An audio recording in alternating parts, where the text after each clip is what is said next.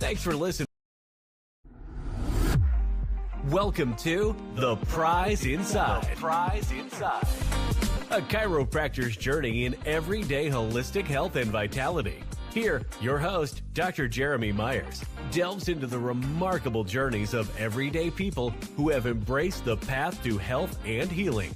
Through his practice, Dr. Jeremy encounters inspiring stories of profound transformation and the power of true healing within each of us. Stay tuned as we discuss various holistic topics and unlock the healing potential that lies within us all.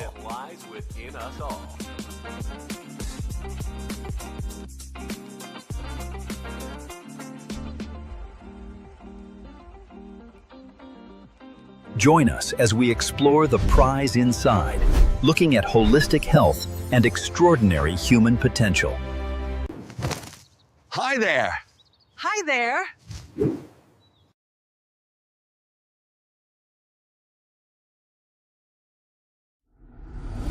The Prize Inside. Welcome to The Prize A podcast Inside. dedicated to holistic living and unlocking your human potential.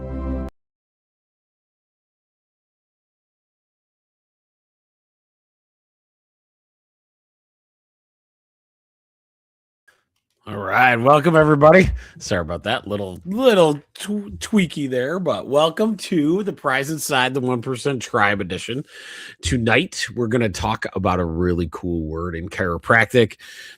It kind of goes throughout. I don't know if I can give the history to chiropractic to vitalism, but the vitalistic perspective is something that hit me pretty hard because one of my mentors this last week, Dr. Guy Reichman, he was our president of our school at one point. Phenomenal teacher of chiropractic stuff.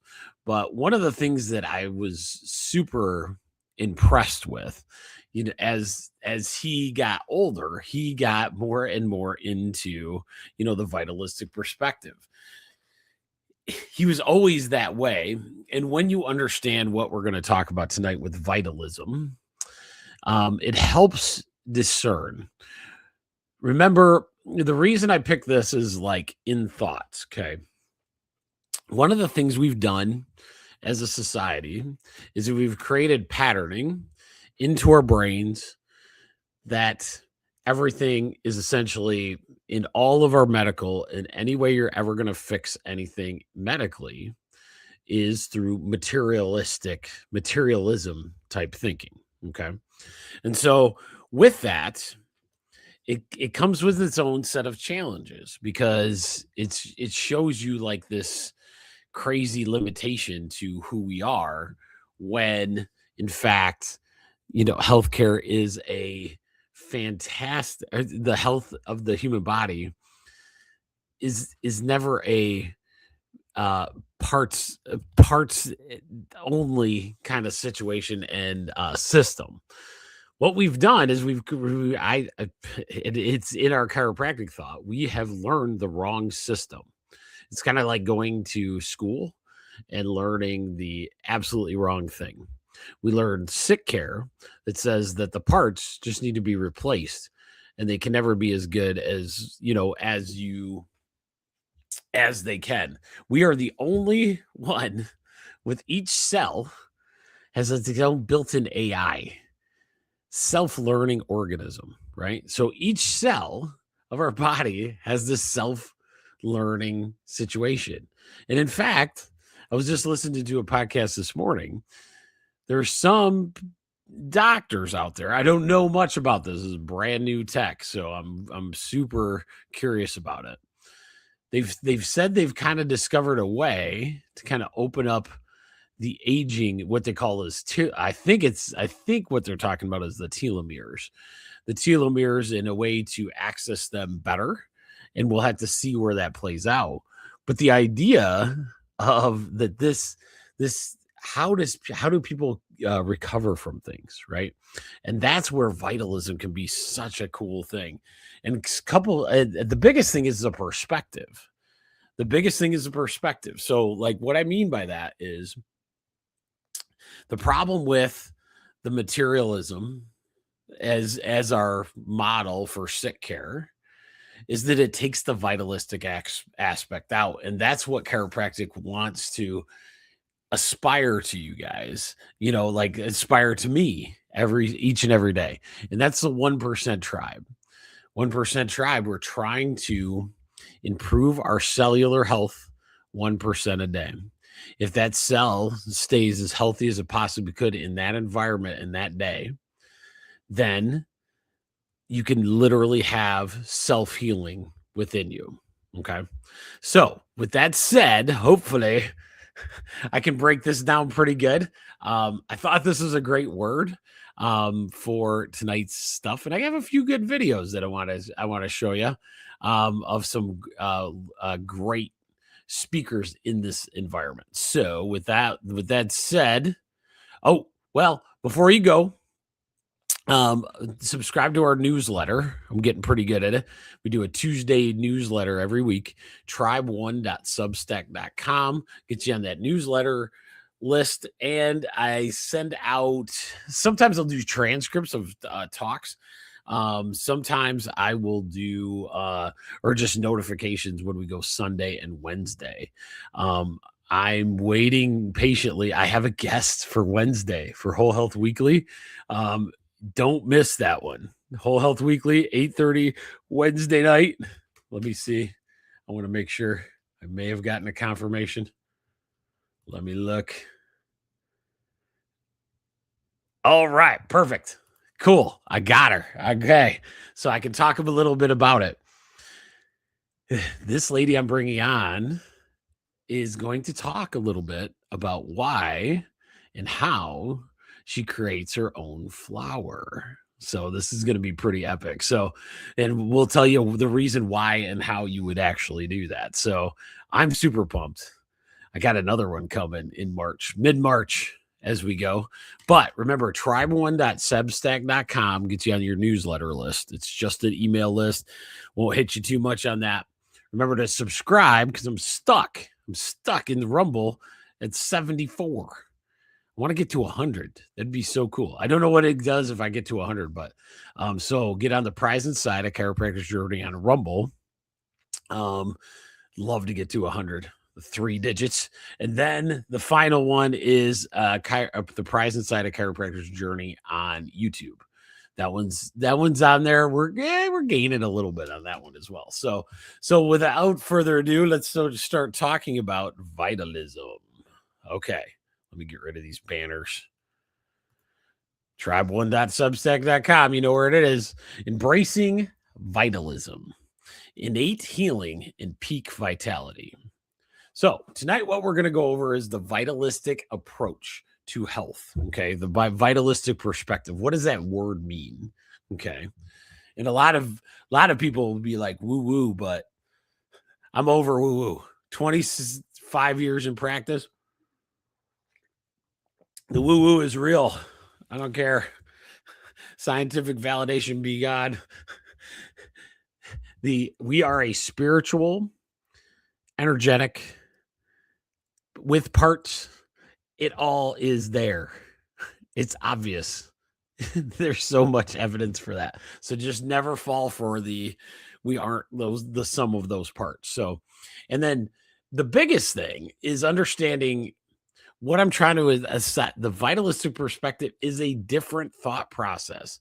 So remember when I talk about epigenetics, epigenetics are these programs that run in the back of your mind. Sometimes you're born with them, right? So you have these programs that are inherently in there. Okay. And then sometimes, we build them over time. So we run these programs, okay? Subconscious programs, think that way. So if from the day we were born that we were taught that when the kid that's 4 gets a cut and you put the Band-Aid on the cut, what healed the child? Was it the Band-Aid? That is as easy and as simple as sometimes this can get. The healing capacity of the body, the cells of the body healed the child. But what do we tell them? The kiss, or I'd rather have the kiss or the Band-Aid. The Band-Aid healed you up. Okay. And so think about that. You already added an outside in influence like at that early age. Nobody's fault of anything. It's just the way it is. Okay. So that's materialism. So that's why we have to think in terms of how are we going to introduce this into our human perspective. So what is vitalism? Vitalism is the belief that living organisms are sustained by non-physical or vital force, life energy, greater than just chemical or mechanical processes. Okay. The whole is always greater than the sum of its parts. Life involves an organizing intelligence. In chiropractic, vitalism contrasts the mechanism, right? The mechanistic thinking, body as a machine, and emphasizes the self-regulation and self-healing within each person. Okay. This is traced back to ancient philosophies, Aristotle's, 19th century thinkers like this guy named Emanuel Swedenborg influencing chiropractors founders. Okay. So a lot of chiropractic is all about this one thing. And now it's mainstream, and chiropractic, D.D. Palmer, a lot of those guys were the ones that created these definitions. Innate intelligence, we're going to talk intelligences, is the same as saying vitalistic. So what we are saying is this body is an inherently intelligent organism. Okay. All the physical parts and pieces communicate with each other. Okay. And so that communication, because there's energy produced and everything else, there's this inherent intelligence that works within. The easiest way I usually tell people, innate intelligence told us when we were born that we were born into a situation where we had a lot of gravity. Okay. So we have a lot of gravity. So what did the innate intelligence of our body, all these cells do? It built really strong bones to be able to stand up in this gravity. Okay. So what would happen, do you think, if a human was born, let's say, on the moon with no gravitational pull? Inherently, you would know that, let's say the baby was born. Do you think the bone structure, the skeletal bone structure, would be enough to take on the gravitational forces of the earth? You'd inherently go, no, because there was nothing evolving those cells, allowing those cells to have that education, right? To intelligently design. It doesn't make sense to make big, thick bones in an area with no gravity, right? So that's the innate intelligence. The innate intelligence gets to choose some of that. Okay. What are you choosing? So, and then the environment that we're in is this universal intelligence that surrounds us. The gravity would be nature's force, right? So a natural energy that's coming down on us would create that energy.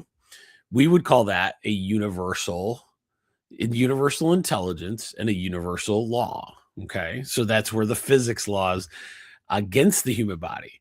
Our job is to keep our consciousness, our spirit and our consciousness.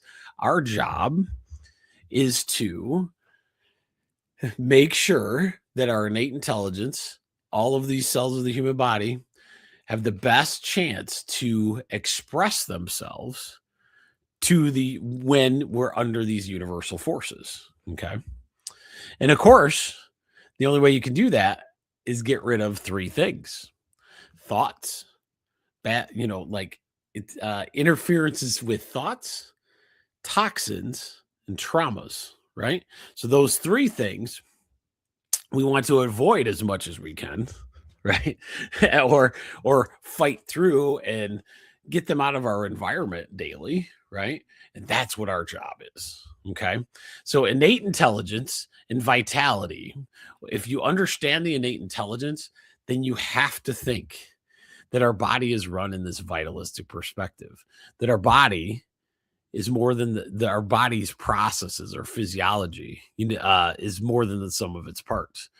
And I think that's where, Dr. Emily's an anatomy and physiology teacher part of the time at the local community college. And she asked, I was like, I'm very close to doing it. When Lexi gets a graduator or something, she's like, would you ever come back and do like adjunct faculty? I'm like, oh yeah, I definitely would. The physiology thing was just mind blowing because each time they come up with new cellular structures and you can't ever understand like, how does your body actually how does your heart just pump perfectly? How does it know to do what exactly it's doing? And the only answer that you can give it is that we have a vitalistic body that's run on the communication patterns of the nervous system through our spine and nervous system, through hormones, through chemicals. All of those things lead to this perfect system. Okay. So, man, you get me all crazy on. Sorry if I get too much on my soapbox on this stuff. Vitalism isn't just an old idea. It's the lens through which chiropractic views health. As D.D. Palmer, the chiropractic founder, wrote in The Chiropractor's Adjuster, life is but the expression of spirit through matter. This sets the stage for innate intelligence. And so if you want any history, oh man, it's D.D. Palmer's The Chiropractic Adjuster, 1910, that was written. Think about how cool that is. Okay. Let's go to the next slide. Okay. So this is the one I was looking for. Okay. So vitalism versus mechanism. Okay. So vitalism versus mechanism. On the green side is what you would say in the vitalistic perspective. The mechanistic is on the opposite. They both, right now we're in a versus situation, but just remember, we have both of these situations going all the time simultaneously. So life force or innate intelligence is on the vital. So that's what we believe in the vitalistic perspective, that there's this life force or innate intelligence within us. It's an invisible organizing force that animates and heals all living systems. The body is a machine, is the mechanism side. The body operates as a complex mechanical system with interacting parts. Could you agree with that? Absolutely. The hard part is, though, and this is what a lot of my dogmatic science people run into, is that you keep running into breaking down the system more and more and more, finding out that we're closer and closer and closer to the energetic side of things than materialistic side of things or mechanistic side of things. So that's always an interesting part. Vitalism has holistic and interconnected parts. The mind, body, and spirit form one integrated, inseparable whole. In a mechanistic situation, parts work independently. Organs and systems are separated components, each with defined roles. Okay. In vitalism, energy flows through every system. In mechanism, chemicals and physical processes run the show.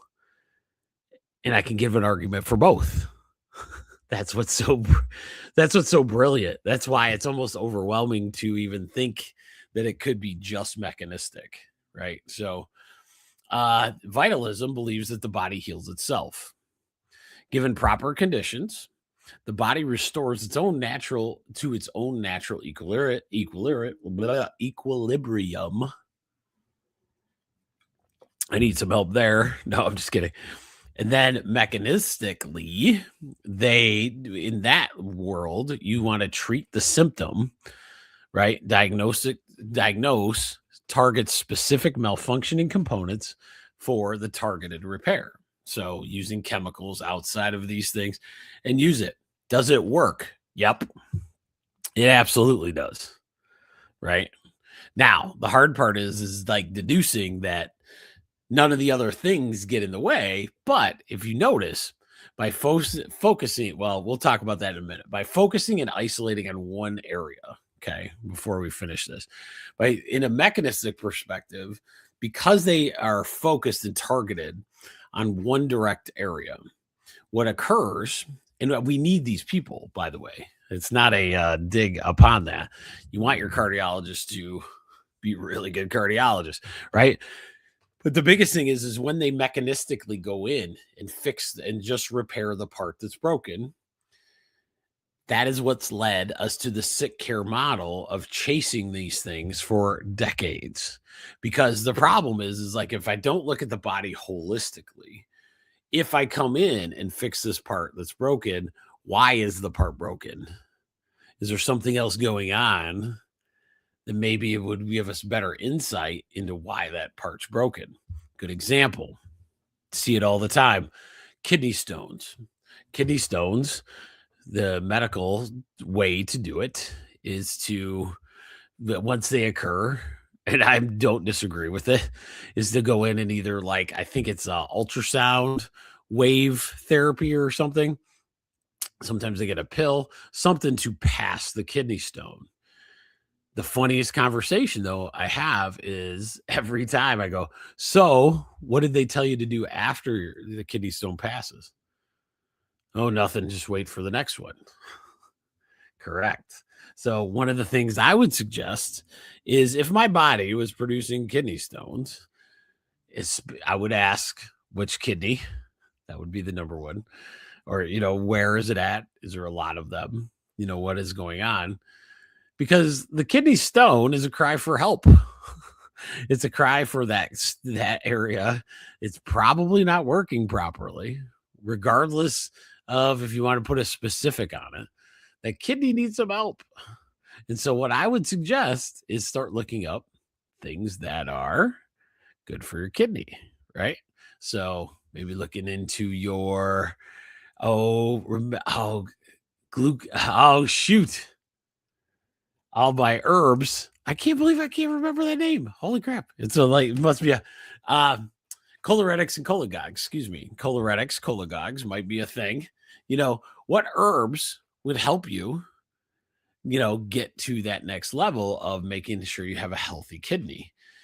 But every time I've met a kidney stone person, I ask them what kind of supplement regime they're on, or what vitamins, or what herbs, or what foods, what movement patterns. Nothing changes. So what do you think is going to happen with the kidney stone? Just saying. All right. So with that said, let's keep going. One more in the vitalistic perspective. Mind, body, spirit united is in the vitalistic perspective. So we want to bring all those together. And then in a mechanistic, you want to look at measurable, predictable, and fixed. So a lot of times they want measurable and predictable results.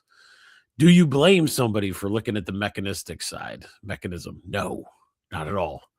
In fact, using the mechanism side in a very good way with an understanding of vitalistic perspective is a really good way to go. At our office, we'd use a nutritional blood work, right? The nutritional blood work isn't for diagnosing them with some kind of condition. It's to see what we can do to help improve the systems by looking at different a measurement that could be really, really good. Okay. All right. Hopefully you guys are liking this. Okay. So the vitalistic philosophy in chiropractic history. So D.D. Palmer discovered chiropractic in 1895. Chiropractic emerged from the vitalistic principles blended with science and spirituality.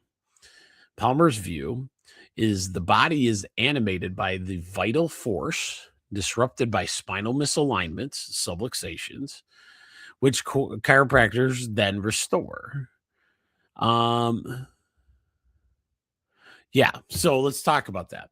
So in chiropractic, we believe that the nervous system, the spine, and all the related joints, if they can flow properly, if they can flow on a regular basis in a good state, in a communication pattern, we literally can improve your vitalistic perspective by just doing that, which is really not, not rocket science when you think about it. However, those little tiny traumas, toxins, thoughts every single day can knock that spinal and those spinal joints into discombobulation, or what we call subluxation. Okay. Think of alignment of your car. If you drive a car in Michigan, every time you hit a pothole, you wince a little. Well, the reason you wince a little, maybe not just because of your tire, but your alignment gets boom, boom, boom. And even if it's a little one, right? That little wear and tear doesn't mean anything happened. But that's where chiropractic can be really good, and regular chiropractic, where we're more of a pain-free model, where you're coming in just to get adjusted because you want to get free of these subluxations and make sure that the communications are going fantastic, is the best by far way to do things. Okay. All right. So let's talk about innate intelligence. So take your vitalism, and let's go into this portion.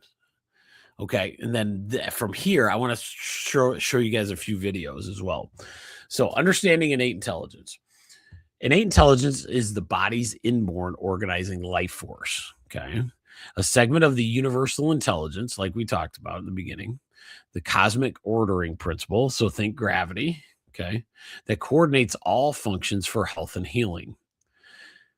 So how we believe is the cells, the communication pathways, the aura, the chakra, the energy, all of those things. It flows through the nervous system. Okay. So it gets all these sensors. You have the sensing part of the nervous system, and you have the physical, like the activity part of the nervous system. So you have the in and out. So a lot of this innate intelligence flows through the nervous systems. These subluxations, or these joint malfunctions, let's call it that, joint nervous system movement malfunctions, interfere, causing this thing, what I say all the time, this dis-ease instead of ease, right? Instead of ease and flow, we have dis-ease, disease, right? And so our idea is to make sure that your spine is working at proper functioning. And then when that occurs, we can begin the process of self-healing. Okay. But it's not just biology. It's the divine spark. It's the soul. That's where the adaptation, repair, and vitality comes from. Okay. I love this. I love this analogy. And then we'll go into some cool videos where you don't have to listen to me talk all the time. But the modern analogy that I love is it's called like the body's autopilot for homeostasis, but with a vitalistic, intelligent essence. So essentially, this vitalistic perspective is, imagine if you never had to install your thermostat in your house ever. You didn't even have to touch it. And essentially you don't now, right? You set the little thing, let's say it's 70 and in the winter, and let's say 70 when it gets cool out. I don't know. So AC and heat turns on. It's a very basic model of how the vitalistic perspective works, right? How does your body stay at 98.6 degrees every day? And then when we get sick, we're like, ooh, it's 100. Think about that. Every day, other than the day you're sick, it gets to 98.6, or it stays right there, regulated completely. Maybe up and down a little bit, whatever, right?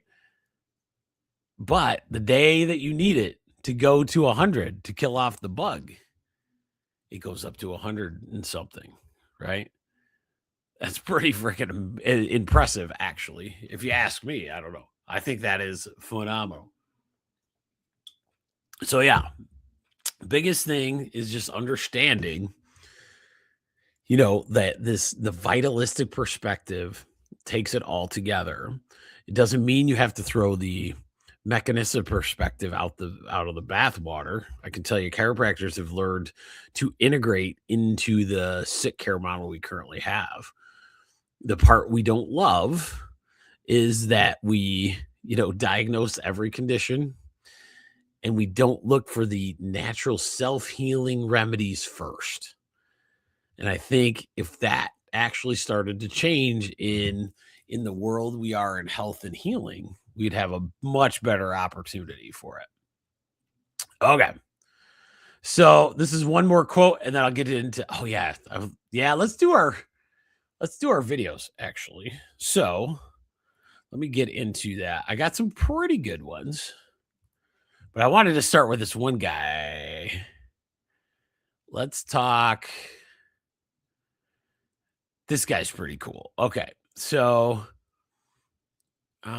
let's go to this first. Sorry. So hard to choose who to go to next. When I have a ton of these already mapped out and ready to go. So get ready to listen to these and share the heck out of these. Let's do these chiropractic legends the honor of continuing to spread their stories, and not just their stories. I'm always going to share their stories and what I've learned from them in a very actionable, strategic way. I'm in practice. Everything I love to learn, not from a, oh, that's cool standpoint. I love to learn like, oh my gosh, that stuff works. I'm going to do that and do as much of it as I can because it clearly works for them. That's the framework with which I learn and do. So it's the framework with which I teach. So you can do. So anyways, Dr. Fred Barge and all the people that are going to make these Friday episodes, they absolutely deserve their stories to never, ever, ever go quiet. They deserve the strategies, the philosophies, the lessons they taught us as chiropractors, literally, actually for generations to come. It is essential that these lessons continue for generations to come. So can you do chiropractic a favor?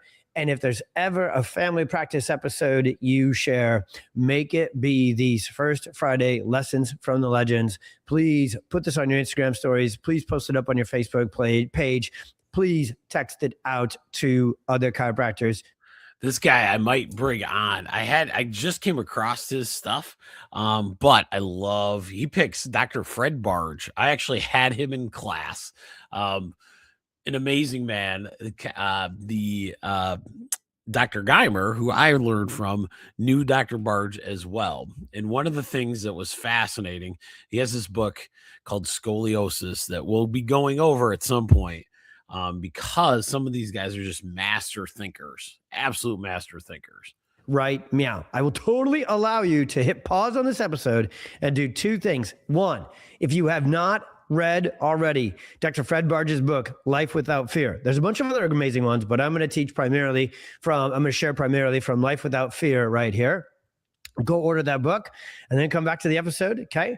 And then also please share it. Please put it up on your socials or please send it out to your friends. Let's get into it. I was joking before. If you've never heard an audio, if you've never heard of like an on purpose audio, or go to YouTube, I'm sure they're there, and check out some Fred Barge lectures and audios, because on 7 miles to the north is where livers are tested to their ultimate capacity. You want to test adaptability, live the Wisconsin lifestyle. And so anyways, paying for chiropractors, I can only imagine the blessing it would have been to be his patient. There's no wonder that I forgot in Mount Orab, Wisconsin's, and Davenport, Iowa's, and South Dakota, Doctor, we actually reference that one a lot in our clinical certification program.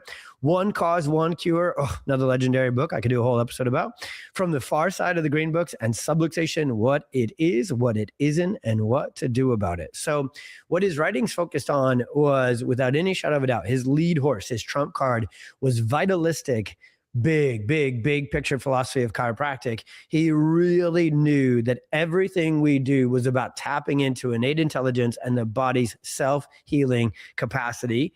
And then he also knew if you take all of that bigness, you take everything we can talk about with vitality, and today's world, people kind of love salutogenesis, bit of a weird word, right? Close cousin weird word to innate intelligence and vitalistic. I wish they were all a little bit more mainstream. They're not, but we can still take our words, put it into theirs. That's what he was really good at, and make sense of it. But his central theme was vertebral subluxation. Subluxation is the worst. You want to talk about how life really is lived, full health, full expression, full vitality. You got to get rid of the number one thing that limits that, which is subluxation. And he was a very strong critic, thankfully. And man, could we use him today? He was a strong critic of the medicalization of chiropractic, which is saying, hey, we're just spinal therapists. We're just limited. I mean, you would have to literally not understand neurophysiology. Like if you even, so we teach a 14D model now as we kind of roll into 2026 with PX. Okay. Sorry, guys. So that was really good. The big thing is like, he is right. He is so right. When you come to my office, you have choices. I believe in one of the things that we have to do is we have to understand that most people, like in chiropractic, we have to understand that most people are going to come at chiropractic from a materialistic standpoint, and which makes us back pain, headache doctors. Once the back pain and headache is gone, or it didn't help, or, you know, those kind of situations, then it becomes whatever that materialistic category would be. Vitalistic is such a different role. I see it every day. It's a choice, though. And some people feel it, understand it, start growing with it pretty regular in their lifestyle. Once they feel the innate intelligence of your body start to heal up correctly, it changes your life. And one of the things that happened to me, even as a young, football player, the reason I went back wasn't because it improved my back pain. It made me stronger. It made me faster. It did all the alls. I slept better. How did one chiropractic adjustment be able to do that? Because it unlocked this innate intelligence within me to create this self-healing that took care of a problem while I moved. That's what we're talking about. So I thought that was a pretty good. He talks about Fred Barge. I'm going to dive in a little bit deeper. He was a little telling about the book, but not really. Let me look at the next one. Let me give you a better one. Share screen. Let's go into. I like this guy. This guy was pretty good. This records conversations better than taking notes ever could. This is Pocket, an AI note taker that records conversations. Vitalism holds that there is a life force or energy that animates living organisms. This life force, known by chiropractors as innate intelligence, is believed to be responsible for the maintenance of health and the healing of the body, and is regulated by the nervous system. Vitalism has a long history in healthcare and has been a fundamental concept in many traditional medical systems, including traditional Chinese medicine and naturopathy. In chiropractic, vitalism is central to the philosophy and practice of the discipline. Chiropractors believe that the body has an innate ability to heal itself, and that this healing power is directed by innate intelligence. This innate intelligence is seen as the force that flows through the nervous system and is responsible for coordinating all the body's functions and responses. According to the principles of vitalism, innate intelligence is able to maintain health and promote healing by adapting to the changes of the body's environment and by responding to the needs of the body. When there is interference to the flow of the innate intelligence, such as a vertebral subluxation, the body's ability to heal itself is compromised. Chiropractors use various techniques to remove the vertebral interference upon the nervous system. By removing the interference to the nervous system, the innate intelligence of a human is freed up to do its job properly. Chiropractic care aims to promote the body's natural healing abilities and to support optimal health and wellness. The connection between chiropractic and vitalism is a central aspect of the philosophy and practice of chiropractic. By understanding the importance of the innate intelligence and the vital force that animates the body, chiropractors are able to provide a holistic, patient-centered care that emphasizes the body's natural ability to heal itself. Good job. I thought that video was really good. So a lot of these different perspectives, these are all the same, right? So chiropractic, the idea is to allow that body to be as free and natural as it possibly can. And that is the goal, right? Chiropractic, holistic, all of these things. The big key is that it never stops, because vitalistic health is a journey. Mechanistic health, if you're hoping that there's a part that gets to be made, is the different philosophy that gets in there. So, it's one of those things where the hard part about the sick care model is we don't do anything health, let's say. We're not taught to improve our health each and every day a little bit, right? And because we don't get taught that, then we are hoping some doctor or somebody is going to come and save the world with the next best, latest and greatest. And they're going to come up with all kinds of stuff. You probably have robotic different, let's say, instead of taking, kidney supplements, something good for your kidney, we'll just get a new one and it'll be some kind of robot kidney. And that'll be the thing. It's going to keep happening more and more. They already have a pancreas. Now that one, I always keep track of all the new tech, because some of those, like a juvenile, I don't know if you know type 1 and type 2 diabetes. There's one you're actually genetically get, and it's a lot more serious for the child. And they actually created a computer pancreas. So that stuff is going to happen. Now, if they start letting, people that have created their own type 2 diabetes without changing their mindset on like what to eat and all those kind of things, that could be a big thing. So that's where the rubber hits in the vitalistic. Maybe you eat very well, but your environment sucks. It's like you're in front of a computer all the time. You're around toxic smells. And so your toxins are crazy. So all of a sudden you're like, why am I type 2 diabetic? I eat, veggies all the time. Well, maybe your spine has been out of whack for a very long time and the communication pattern's not correct. That's actually a thing. Maybe you live in you work in a tough, toxic environment. Maybe you have high stress all the time where you haven't understood that stress can cause the same reaction. Isn't that fascinating?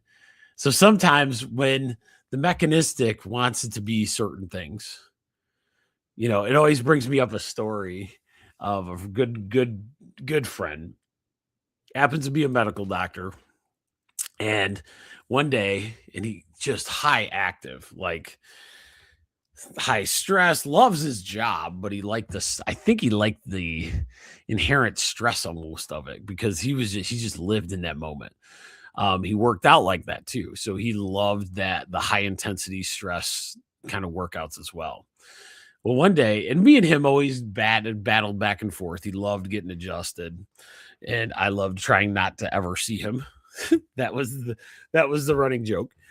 But one time I had to go in. I had some insurance thing where it was like a wellness thing, and I don't go. This is like 10 years. I don't do all that stuff very much.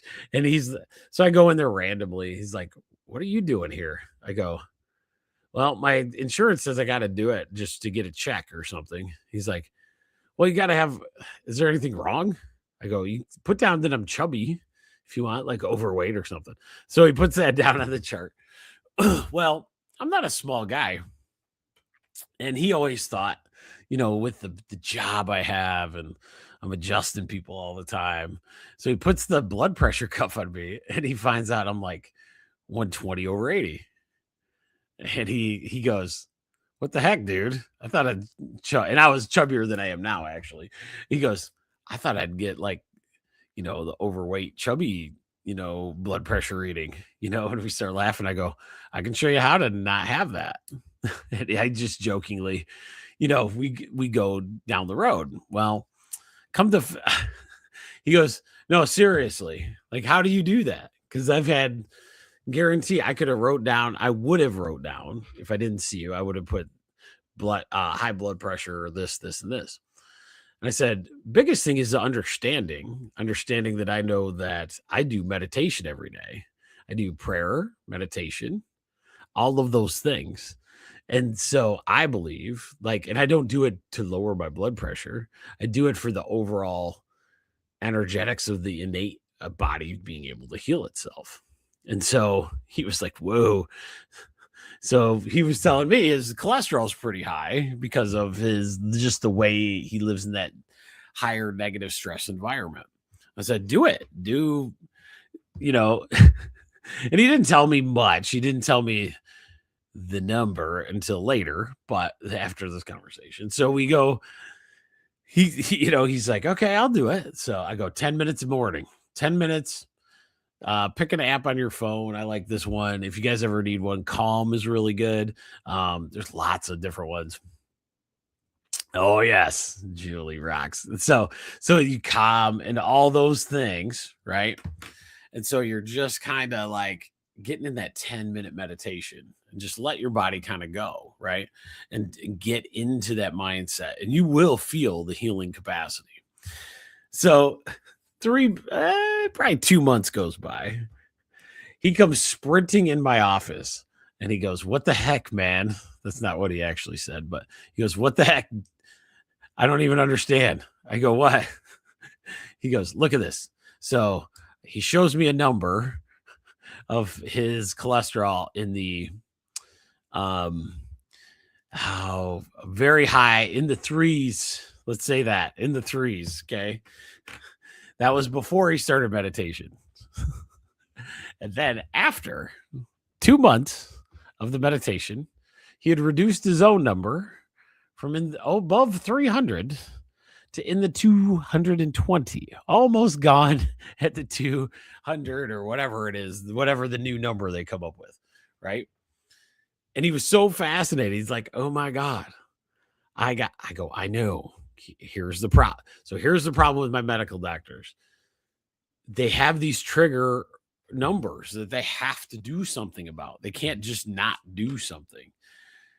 But if the patient is sitting in a mechanistic society, the only answer they can give you is some kind of chemical, physical piece, right? If the medical doctor was able to work on a bunch of patients that needed or that thought in the vitalistic perspective, then you can have a whole different conversation. One of the things that I've thought that doctors, especially holistic doctors, haven't thought through long enough is we haven't actually been good at teaching our patients in the communities that the vitalistic perspective is real. And we have to do that. That's why anytime we talk about vitalistic perspective, no one ever bats an eye when you're talking about Chinese medicine. Do you? It's instant in your head. You're already knowing, oh, Chinese, I'm going to be in vitalistics. The spiritual piece is going to be there. They're going to use these little, let's say it's acupuncture. You're okay with that. You see what I'm saying? We've taken our Western philosophy of this sick care model and just tried to ram everything in there that it has to be materialistic. And then we find these little miracles on the side, like chiropractic and Chinese medicine and Ayurvedic medicine. And for me, it was herbals, right? All these different pathways that people could take.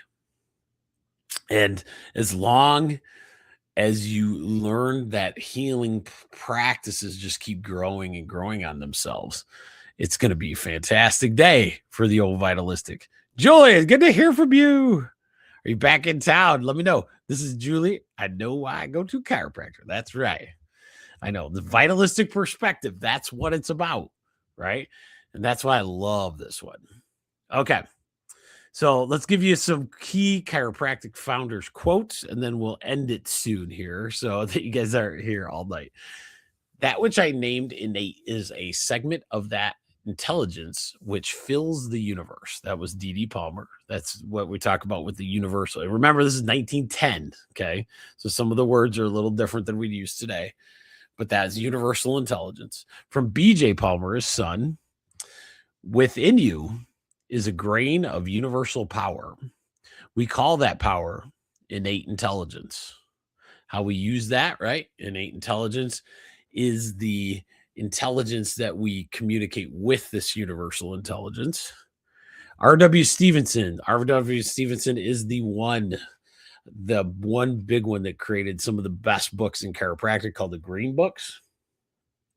And the chiropractic textbook is the one. It's with the 33 chiropractic principles that I bring up. That's where that came from. The expression of this intelligence through matter is the chiropractic meaning of life. So we're trying to get this intelligence to express itself perfectly through the matter. And chiropractic uses the spinal joints and all the joints of the human body. Vitalism's role, these ideas position chiropractic as a facilitator of the body's innate wisdom, not a cure for symptoms, but a facilitator for the body's innate wisdom. Oh, it's probably my favorite quote of all time. Honestly, that is what chiropractic is all about. Okay. I got one. We'll end with this guy. This guy had some really good. I want to see. I got one more video for us because, like, tonight, I think that's it. Yeah, we're good. Okay, because I went a little. I knew it'd be a little. I could talk on this. Us chiropractors can talk on certain subjects very much, and innate intelligence is one of those.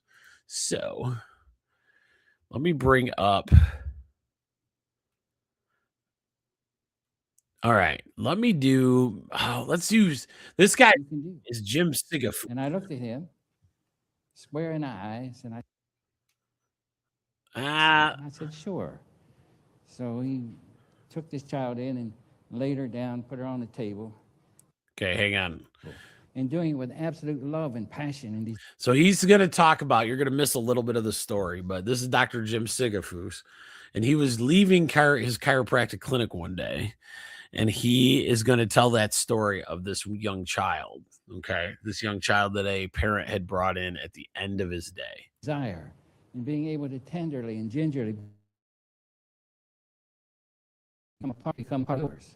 And it's a miraculous thing that happens. It's a wonderful thing that happens. And it was on a Saturday, about 12:30. And I was leaving. And a man came in and he was carrying a child. And he said, are you open? And I said, well, I was just leaving. I was just finishing up. And he said, could you see us? And I said, sure. So he took this child in and laid her down, put her on the table. And when he did, her wig fell off. And she was completely bald. And he looked at me and he said, my daughter, we just came from the hospital. She had her last battery of chemo. She has leukemia. And they said it's failing and she's going to die. He said, is there anything you can do? And I looked at him, square in the eyes, and I said this, I have no idea, but I can move the bone and God can do the healing. And he started to cry. And he said, why didn't anybody ever tell me this before? I said, I don't know, but let's do something. Let's check her out and let's start working with her. And I want you to come in every single day, and I mean every day, 7 days a week. And that means you coming in on Sundays, holidays, it makes no difference. You're going to bring her in here, we're going to check her to see that she's holding the adjustment, because unless she holds the adjustment, she can't heal. It's impossible. He said, okay. So he brought her every day. And I had my office held 350 people in the waiting room. And I worked on a stage, not this high, but on a stage up front that was guarded in the front with beautiful lattice work. And there was a large television in the front that continued to play and promote and talk about chiropractic. I was in there adjusting people, and I heard a murmur. I stepped out and they said, Doc, somebody in the back needs you. And I looked back and I couldn't see who it was, but it was somebody, and he was crying and he was howling. Sounded like he was in terrible pain. And they said, you better go back. Would you ever have a dream? I know I've had these dreams where somebody's after you and you try to run away and your feet don't move. Did you ever do that? That's the way my feet were. I thought, God, I don't know who it is or what's going on, so I got to go back there. So I sort of struggled back. And as I got closer, I saw who it was. It was the child's father. And he was on his knees and he was crying. And I was going to go up and touch him and say, well, she's in a better place. You know, of course, I'm being a positive thinker. I was sure she was dead.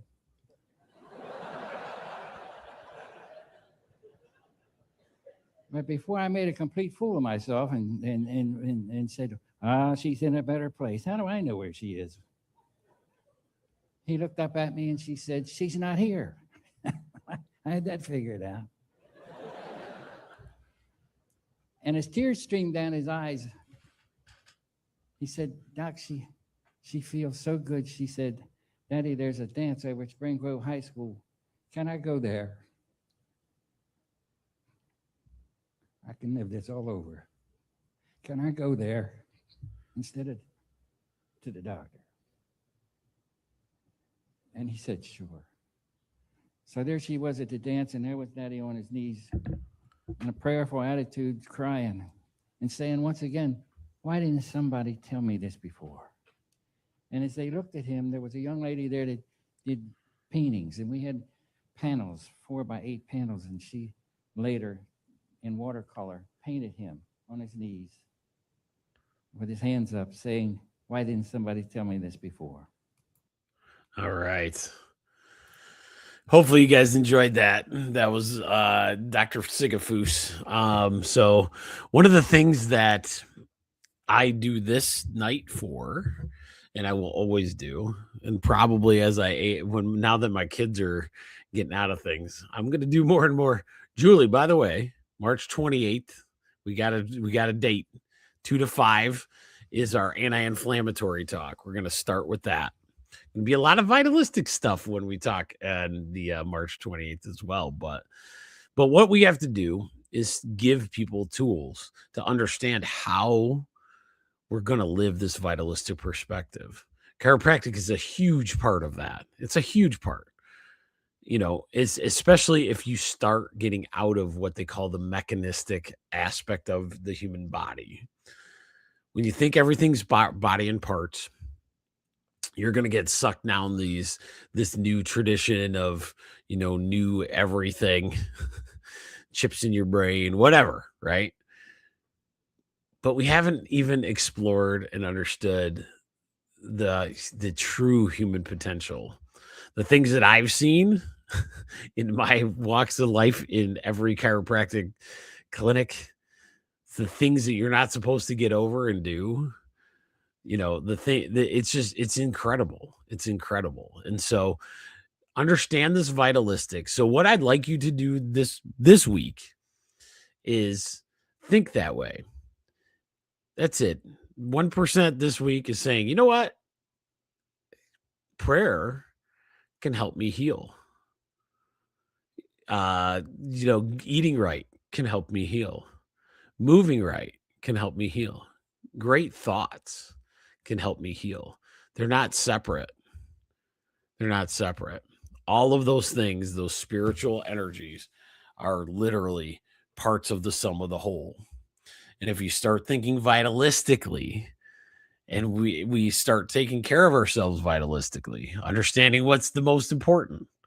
What is it? The vitalistic portions of our body, the universal forces, making sure that your communication pathways are all good. So remember that, you know, and as people do, I'm going to get way busier. No, I'm just kidding. So it'll be crazy. Like it's crazy when people figure out this aspect of life in the chiropractic part, but there's so much more to it that you can do. So with that said, ladies and gentlemen, I will see you Wednesday night for our talk on flour. I'm pretty pumped about that, actually. She's super nervous, but you know how me and you are. It's not, it won't be too bad. She can't do much worse than I do, obviously, right? That's what I'd say. All right, Julie, it's good to hear from you. And you guys have a great night and have a great week. Take it easy.